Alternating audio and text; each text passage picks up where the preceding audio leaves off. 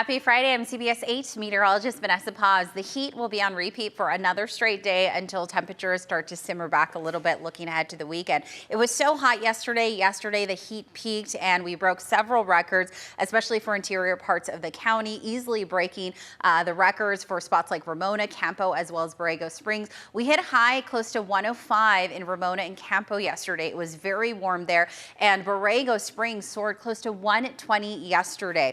Idlewild, just to our north, tied their record of 96 with a high of 96 yesterday afternoon, and Palm Springs beat out their old record of 116 that was set back in 1980, reaching a high close to 120 yesterday. So as we wrap up the work week, here's what you can look forward to. Hot temperatures will continue today for the inland valleys. Today we have another chance of record-breaking heat, especially when it comes to the county's eastern half. And we are going to cool down a tiny bit this weekend. I'm going to emphasize a tiny bit because you may or may not notice the difference. However, the heat advisory and the excessive heat warning that we're currently under will expire tonight. So taking a look at our watches, warnings, and advisories, just keep in mind that we're still under a heat advisory for the inland valleys as well as the mountain areas, and that extreme heat warning is still in effect for the desert areas all the way through Friday night, or tonight rather, for both of those. The valleys will soar again close to 100 degrees for some spots, and we are seeing excessive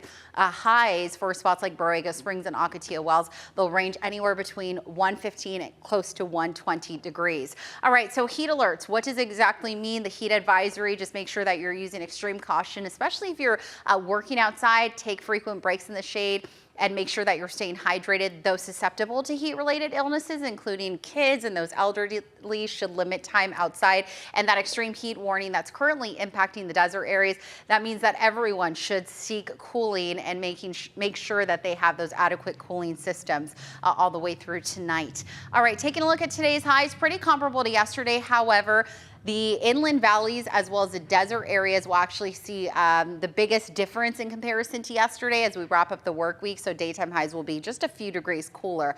We'll top out in the low 80s for spots like Oceanside. We'll get near 80 in downtown San Diego. Meanwhile, most of the coastal communities will average mid to high 70s and will once again be topping out well above 90 for the inland valleys. We are still tracking the Gifford fire that is continuing to increase the wildfire smoke for us here in Southern California, in particular in San Diego County as well. So those who are susceptible to respiratory issues, if you have asthma, I would make sure that you limit time outside and make sure that you perhaps run that air purifier if you have one. This ridge of high pressure is going to move a little more eastward. It's going to weaken a bit this weekend, and that's the reason why temperatures are going to drop off a bit all the way through about next week. Again, minimal daily changes. When we look ahead to the next 7 days, you'll probably really start to notice it towards the end of next week.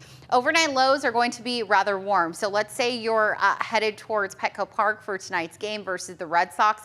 I would dress for warm conditions because we'll start off in the 80s and then we'll drop down to the high 60s. So it's still going to be rather mild even once we get towards those sundown hours. And here's what I have on top across our microclimates. Again, a little cooler tomorrow versus what we're expected to see today. Here's a quick look at your coastal 7-day forecast. We'll be in the mid to high 70s for the next 7 days. Minimal daily changes, but notice how Wednesday, Thursday, and Friday of next week, temperatures start to drop in the mid to low 70s. Meanwhile, the inland valleys will be closer to normal come the latter part of the weekend. It's still going to be really warm though, so if you have any plans outside and you're hanging along the inland valleys this weekend, I would just make sure that you're continuing to use that precaution.